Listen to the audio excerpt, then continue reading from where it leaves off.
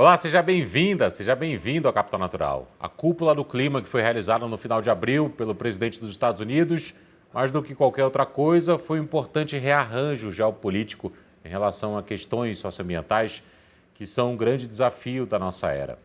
O tom do encontro ficou entre o reconhecimento das falhas nos compromissos anteriores de redução das emissões e o reengajamento nas agendas socioambientais. No programa de hoje, nós vamos falar sobre as questões por trás e os impactos e pactos também possíveis a partir desse encontro. Por exemplo, o que esperar daqui por diante? Como o Brasil vai se posicionar nesse rearranjo? Os demais setores da economia devem aguardar o governo federal para esse posicionamento? Para essa conversa, eu tenho a Andréa Azevedo, que é bióloga com doutorado em desenvolvimento sustentável pela Universidade de Brasília e diretora de programas e projetos do Fundo JBS pela Amazônia. Tasso Azevedo, engenheiro florestal, consultor e empreendedor social em sustentabilidade, floresta e clima e coordenador do Sistema de Estimativa de Emissões de Gases do Efeito Estufa do Observatório do Clima e do projeto Mapeamento Anual da Cobertura e Uso do Solo no Brasil, o MAP Biomas. Felipe Yang, fundador do URBEM, Instituto de Urbanismo e Estudos para a Metrópole, mestre em Administração Pública pela Harvard Kennedy School, serviu como diplomata brasileiro em Genebra, Pequim e Washington e é Senior Fellow do SEBRE, o Centro Brasileiro de Relações Internacionais. Sejam bem-vindos, muito obrigado por estarem conosco no Capital Natural de hoje. E eu começo perguntando pela Andréa. Andréa, fala um pouquinho mais como é que funciona o Fundo JBS pela Amazônia, qual a ideia e quais são as principais atuações. Obrigada pelo convite e saúdo aí aos colegas também, né, Tasso e Felipe. Bom, a ideia de um fundo privado, né, que tem origem numa empresa privada e que busca olhar para além da sua cadeia, é uma ideia interessante, é uma ideia que não é muito comum, né, mas o fundo ele tem uma pretensão de ser essa plataforma que possa agregar mais ou congregar mais, né, empresas privadas para atuar na Amazônia, para além das suas cadeias. Então, hoje a gente tem um problema bastante importante, por exemplo, na Amazônia, de uma baixíssima produtividade da pecuária, que ocupa uma parte considerável do que hoje é desmatado na Amazônia. O início dessa cadeia tem pequenos produtores, agricultores familiares, que têm poucas opções e alternativas, né, de financiamento, de fazer a intensificação de sua pecuária. Então, esse fundo ele tem esse objetivo de trabalhar em cadeias, sejam em áreas antropizadas, para melhorar a produtividade, para trabalhar o restauro, né, principalmente o restauro produtivo, com sistemas agroflorestais. Tem também a pretensão de trabalhar bastante em cadeias da bioeconomia. Então, as cadeias da bioeconomia, embora estão lá, estão existindo, tem bastante assimetria ainda, sobretudo para quem está na base dessas cadeias, né? Para extrativistas, mesmo indígenas, enfim, quem está na base dessa cadeia e que tem seus negócios, muitas vezes tem dificuldades e gargalos imensos de acessar mercados além dos mercados locais. E de agregar valor a esses produtos. Então, isso é um campo também que o fundo vai atuar. E, por último, a ciência e tecnologia, né? Ciência e tecnologia aplicada é um campo super importante quando a gente fala de desenvolvimento, quando a gente fala de desenvolvimento da Amazônia, quando a gente fala de agregação de valor. Então, esse campo, de maneira mais aplicada, é algo também que o fundo quer fazer.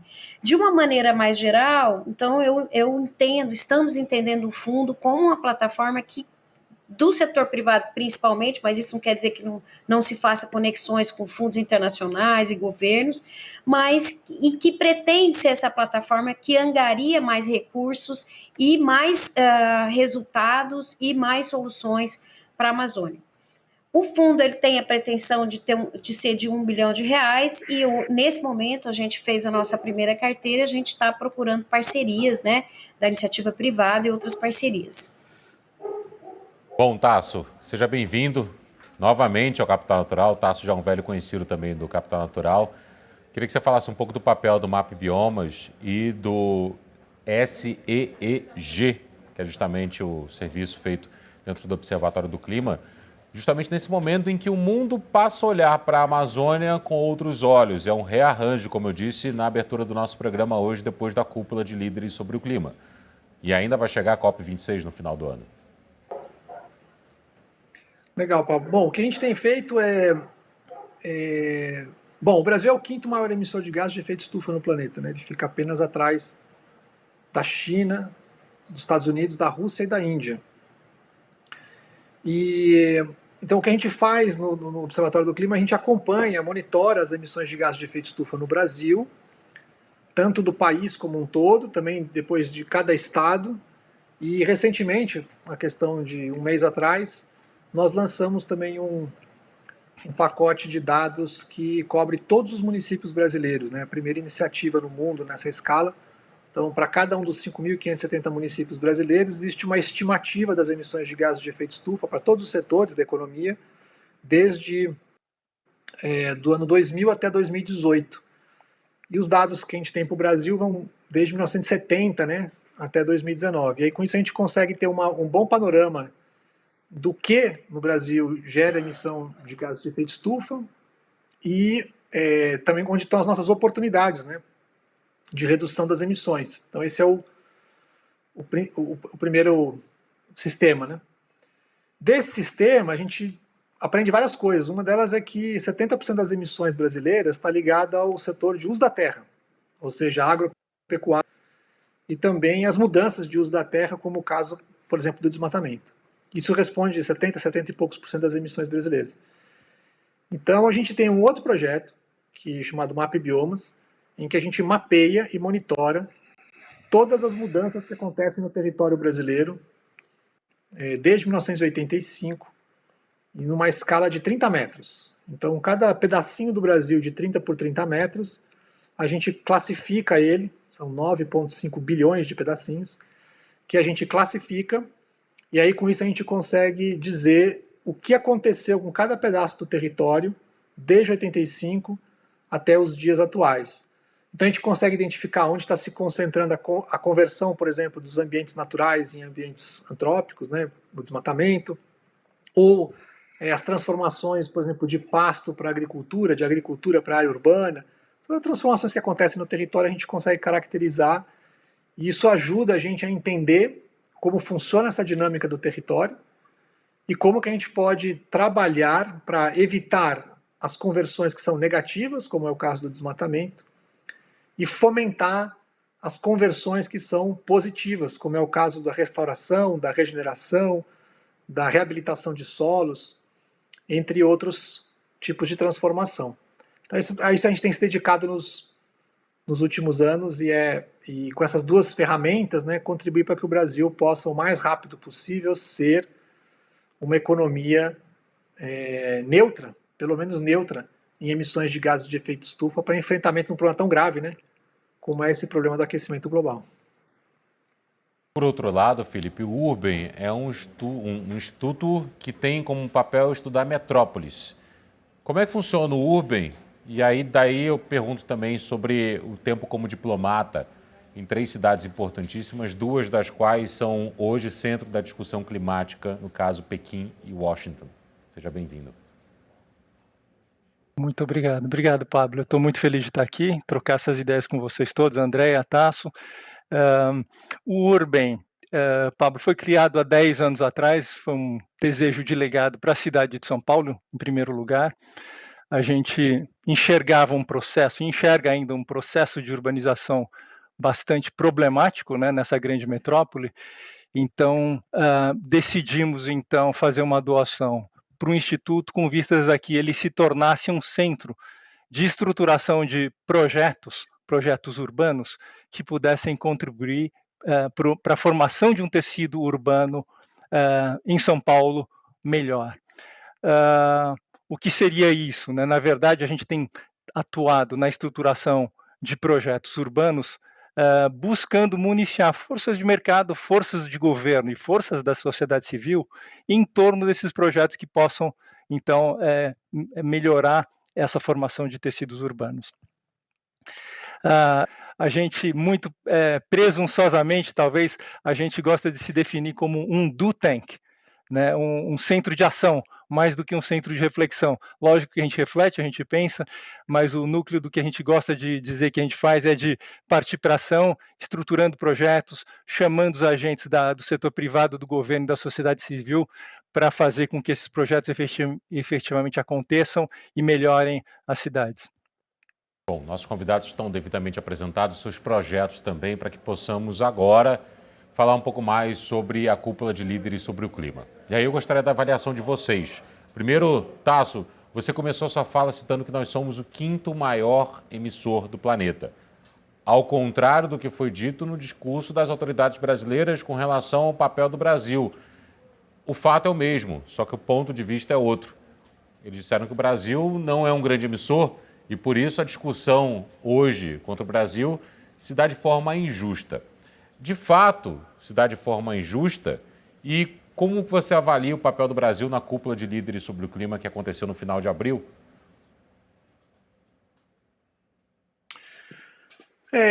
Bom, assim, o dado que foi utilizado ali na hora que foi apresentado ali na fala do presidente, discurso do presidente, eles usaram um dado que também se usa algumas vezes, que é você se referir às emissões por queima de combustíveis fósseis, que é uma fração, né, das emissões.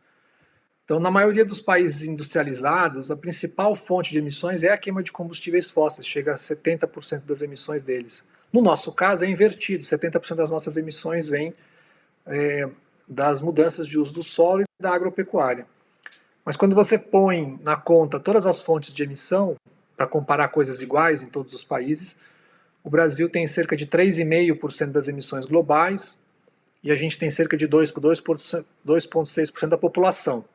A nossa emissão per capita é de 9 toneladas por habitante, enquanto que a emissão per capita do mundo, né, média do mundo, é 7 toneladas por habitante. Então a gente emite mais do que a média do planeta. E se você comparar, por exemplo, com a China, a gente emite o dobro em termos de emissão per capita, né? Mais ou menos a mesma coisa que a China em termos de emissão per capita, metade dos Estados Unidos, então, para localizar onde é que o Brasil está. Então o Brasil é sim, sobre qualquer aspecto, um grande emissor. Agora, se a gente não tivesse desmatamento e se a gente praticasse a agricultura de baixo em carbono em todos os setores, a gente não estaria nem entre os 15 maiores emissores de gases de efeito estufa, né? Mesmo sendo, enfim, uma das maiores populações e sendo um país territorialmente muito grande. Então, agora, o Brasil sempre foi um líder absoluto nessa agenda. Não existia agenda de desenvolvimento sustentável, qualquer um desses temas, clima, biodiversidade, desertificação. Esses temas não existem sem a participação do Brasil, porque o Brasil, primeiro, é significativo do ponto de vista dos recursos naturais que tem, mas porque o Brasil também tem uma condição muito especial, né? Quando ele está em momentos que ele está controlando bem o desmatamento, ele tende a se sobressair muito, porque na agenda de energia a gente tem uma condição muito especial, né? Um país que tem as melhores possibilidades, o maior potencial para energia eólica, para energia solar, para energia de biomassa e para a energia hidrelétrica. É o único país do mundo que tem um programa para transição para a eletrificação, por exemplo, do transporte, através dos biocombustíveis, em escala. Então o país tem uma condição muito privilegiada, mas que, ao lidar do jeito que lida hoje com a Amazônia e com, enfim, o desmatamento de forma geral, ele acaba ficando numa posição muito frágil. Então, nessa cúpula, o Brasil foi, digamos assim, uma nota negativa, né? Ele não teve muito o que apresentar, não teve nenhum destaque, estava ali um pouco meio que por uma deferência ao Brasil país, e um discurso que foi, pelo menos não teve nenhum impropério, né, como vinha tendo anteriormente, um discurso assim mais num tom mais diplomático, e que a única novidade que colocou ali foi de que um potencial futuro compromisso com a neutralização das emissões em 2050, coisa que ainda a gente precisa ver sacramentado em lei na Política Nacional de Mudanças Climáticas, não está ainda, né? Então, assim, frente ao que foi apresentado pelos demais países e pelos compromissos, como aconteceu com os Estados Unidos, né, o Canadá, o Brasil, enfim, passou ali um pouco como enfim, sem importância, né? A coisa mais importante ali foi tirou o elefante da sala, né? Porque em dezembro o Brasil tinha colocado um elefante na sala que foi esquecer que tinha a meta de zerar o desmatamento ilegal em 2030. Imagina, zerar o desmatamento ilegal em 2030. Já era uma meta fraca, mas que foi colocada em 2015. E no ano passado, no final do ano, quando o Brasil renovou seu compromisso com o Acordo de Paris, esse aspecto sumiu. E aí, no discurso do presidente, ele voltou à pauta, embora o Brasil ainda não tenha ratificado, né, a sua proposta de NDC junto à convenção, mas tirou o elefante da sala, né? Mas, fora isso, o Brasil está muito aquém daquilo que ele pode e deve ser, né? Andréia, o Fundo pela Amazônia é um fundo grandioso, bem inclusive ousado, R$ 1 bilhão, fora as metas adotadas.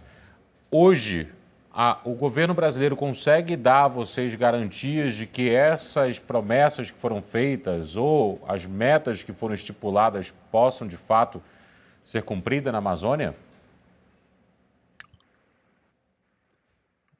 Bom, o fundo é um mecanismo voluntário, né, que junto com outros governos e etc., vai conseguir, sim, trabalhar com medidas estruturantes. Com certeza, o governo tem um monte de coisas para fazer nesse campo, por exemplo, regularização ambiental, trabalhar uma regularização fundiária responsável, né, que não estimule novos desmatamentos, mas o fundo, ele também está olhando para isso. Por exemplo, um dos temas que a gente está olhando é como é que a gente estimula, primeiro, essas medidas mais estruturantes de regularização ambiental, por exemplo, e fundiária, como que a gente pode ajudar os estados da Amazônia a validar esses casos ou ter outros sistemas. A gente gostaria muito que essa validação acontecesse de forma mais séria. Para você ter ideia, essa história começou no Mato Grosso e no Pará há muitos anos atrás, só não chamava CAR, né? CAR chamava no Pará, assim, começou com esse nome,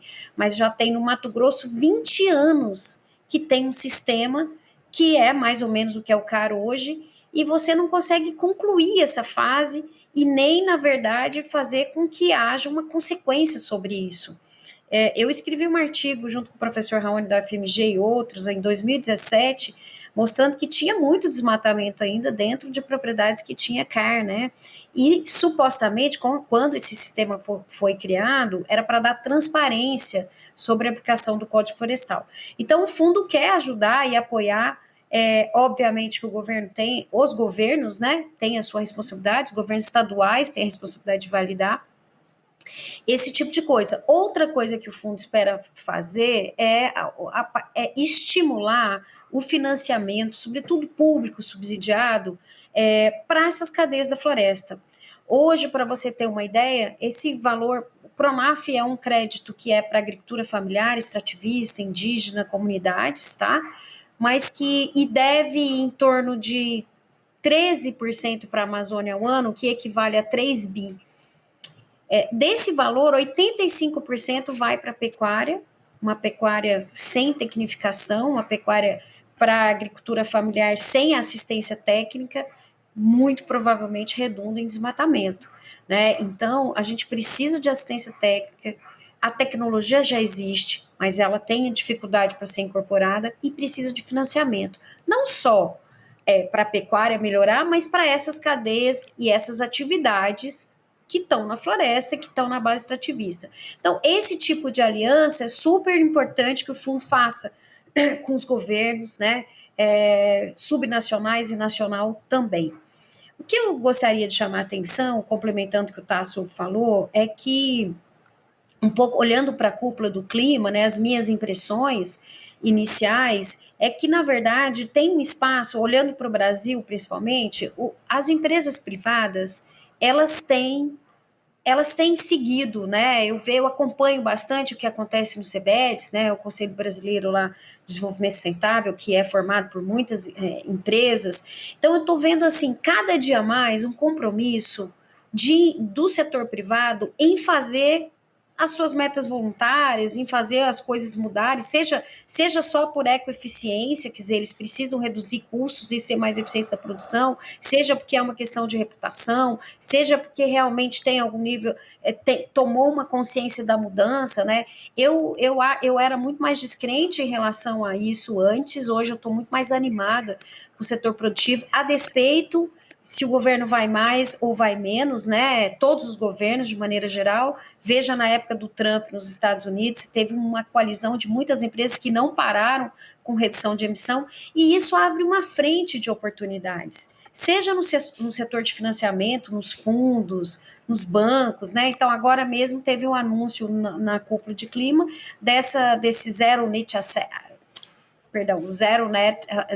Net Zero Asset Managers, né, que foi a criação aí de vários bancos, a junção de vários bancos que estão assumindo, querem financiar. Claro, você vai ter que mudar muitas tecnologias caras, difíceis, algumas que não estão acessíveis ainda, né? Vai ter um custo alto para os países e para as empresas, e os bancos estão de olho para financiar isso, é uma oportunidade também. Mas isso precisa acontecer em todos os níveis. Então, hoje no Brasil, por exemplo, quando a gente, começando pelo crédito público, nem estou falando do privado, mas o privado também está se mostrando interessado, vamos ver o que vai dar, a gente ainda precisa de fazer esse crédito chegar na base das cadeias da floresta.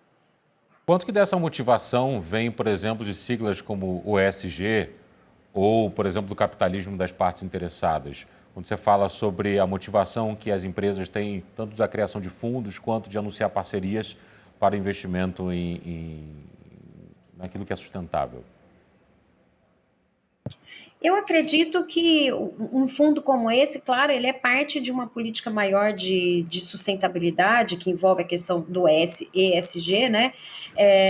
Com certeza, as empresas privadas começaram a dar muita atenção, não só para o que os seus clientes estão dizendo, mas, sobretudo, para o que o setor de financiamento está pedindo, né? Isso tudo é um reflexo, no fundo, do que o consumidor também está falando, né? Então, por mais que hoje a gente tenha dificuldade de, eventualmente, ter uma diferenciação em preço de produtos que são mais sustentáveis, né? Isso ainda na prática tem muita dificuldade de acontecer, é uma demanda, né? Ele não quer um preço maior, ele quer um preço igual por um produto sustentável, né? Então, essa demanda existe, essa demanda é muito estimulada, inclusive, pela sociedade civil, que faz um papel muito interessante todo esse processo, mas hoje você tem, de fato, clientes e fundos como BlackRock e outros, né, pedindo mudanças nos seus financiados. Então, com certeza, todas essas medidas, elas estão, vamos dizer assim, amarradas, né, seja Net Zero e outras que estão vindo, numa demanda que a sociedade faz, seja representada pelos fundos, pelos bancos, pelos consumidores próprios. Então, há uma demanda realmente, e as empresas, que eu sinto, é que elas estão respondendo mesmo, né? Elas estão respondendo porque isso é um sinal de, quer dizer, eu preciso continuar no meu negócio, e eu preciso responder essa demanda da sociedade. Felipe, a Andrea estava falando que as empresas estão se movimentando e o mundo também começa a se movimentar. Vou pegar aqui como ponto o discurso do primeiro-ministro Boris Johnson, na cúpula de líderes sobre o clima. Ele falou, não é um papo para a gente que fica abraçando coelhinho, fica abraçando árvore. O planeta está em risco. A gente precisa ter demandas sérias a serem tomadas. E o presidente chinês Xi Jinping focou bem no uso do carvão e na limitação da emissão de carvão. O presidente dos Estados Unidos falou em reduzir em 50% até 2030 as emissões de carbono e zerá-las a partir de 2050. Quanto que essa urgência se dá também pelo atraso nessa discussão dos anos de Donald Trump? Tivemos os 4 últimos anos aí fora do Acordo de Paris dos Estados Unidos e uma discussão mais fraca em torno das emissões e do clima. Olha, esse atraso provocado por um governo negacionista, não é um governo qualquer, a principal potência do planeta, ter adotado uma política negacionista correspondeu de fato a um atraso extraordinário. Por sorte, o movimento ambiental ele não está circunscrito hoje a governos, né? Então a gente teve a sorte desse grande movimento ter verificado, experimentado uma grande continuidade ao longo desses últimos anos. Agora, no plano geopolítico, Pablo, eu diria que o seguinte, que essa cúpula do clima, ela rompe com esse movimento isolacionista dos Estados Unidos, né, que marcou a administração Trump, e sinaliza a volta, ou ao menos a tentativa de uma retomada de um posicionamento de liderança de Washington. Né? Você usou a palavra reengajamento, eu acho que é isso que Washington busca, é um reengajamento em torno dessa pauta, que é muito importante, e esse posicionamento de Washington agora, ele não se limita ao tema ambiental, ele vai muito além de uma retomada do multilateralismo. Ele corresponde talvez a uma tentativa de estabelecimento de um novo paradigma, um paradigma econômico em que a indústria, a tecnologia e a ciência de baixo carbono ocupam um lugar central na organização da vida social e da vida econômica. Lógico que é um movimento que todo mundo torce para que dê certo, é muito importante, mas é lógico também que ninguém sabe ainda se vai dar certo. E eu não sei se eu estou me estendendo muito na minha resposta, mas eu diria o seguinte, que esse posicionamento americano, ele apresenta desafios em 3 frentes, muito importantes e muito cruciais. O primeiro teste é o teste de capacidade de liderança interna, doméstica, da própria aprovação do plano Biden pelo Congresso, né? E a gente vê que a configuração parlamentar não é a coisa mais simples que tem ali, né? E essa audácia nas medidas voluntárias comprometidas durante a cúpula, elas vão ser testadas ali dentro do próprio Congresso. Né? A segunda frente de desafio é o teste de robustez do próprio modelo de política fiscal e monetária, né? O plano Biden e o plano de combate às mudanças climáticas é um plano de endividamento e de gastos públicos numa escala que a gente não vê desde a Segunda Guerra Mundial. E é um enorme experimento fiscal sem que a gente tenha nos Estados Unidos aquela assimetria de poder que os Estados Unidos detinham no pós-guerra. Então, é um teste, um experimento e a gente tem que ver o que vai dar. Ninguém sabe o que pode acontecer. E voltando para a dimensão geopolítica propriamente dita, há um teste de competitividade dos Estados Unidos no momento de grande acirramento da confrontação e da competição com a China. O grau de interdependência das duas economias, da China e dos Estados Unidos, é muito grande, né? E uma coisa é a economia americana funcionando em regime de cooperação com a China. Outra coisa é a economia dos Estados Unidos funcionando em regime de confrontação. A gente não sabe qual vai ser o desenlace dessa confrontação, né, desse discurso endurecido que tem prevalecido nos últimos tempos, e isso certamente é um teste para o funcionamento da economia, inclusive para o financiamento geral desse grande esquema de coisas. Né? Queria voltar um ponto, Pablo, se você me permite, ele voltando ali um pouco, dialogando com aquilo que a Andrea falou e o Felipe comentaram agora há pouco, que é o seguinte, eu acho descolamento enorme entre a sociedade brasileira e aquilo que o governo brasileiro está operando. E eu acho que a gente nunca teve uma situação tão esterçada nesse sentido. Né? Aí eu estou falando da academia, né, da ciência, estou falando da sociedade civil organizada, dos movimentos sociais, mas inclusive, e eu diria até que especialmente nesse caso, as empresas. Porque quando o Brasil se posiciona de uma maneira em que ele mostra descontrole, ele posiciona o Brasil como um país que não tem governança, que não é capaz de controlar a legalidade, a ilegalidade, em que não é capaz de gerir o seu território, controlar as coisas que acontecem no território. E isso dá perda de credibilidade e tem custos para o Brasil. Custos presentes, que tem a ver com a reputação, etc., mas custos futuros. Seja em qualquer acordo internacional que você está gerindo, a gente está vendo agora o drama aí com o acordo do Mercosul, né, e outras possibilidades, como perda de oportunidades, né?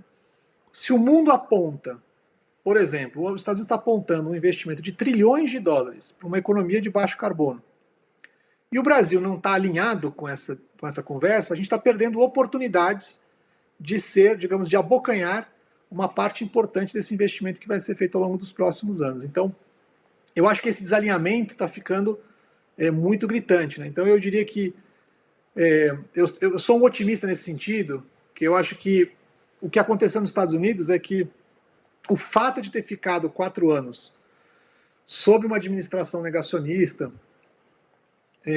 enfim, um horror em vários aspectos, permitiu que a hora que você teve um novo governo entrando, ele pudesse fazer um movimento, inclusive, muito mais profundo na agenda climática do que foi nos governos anteriores.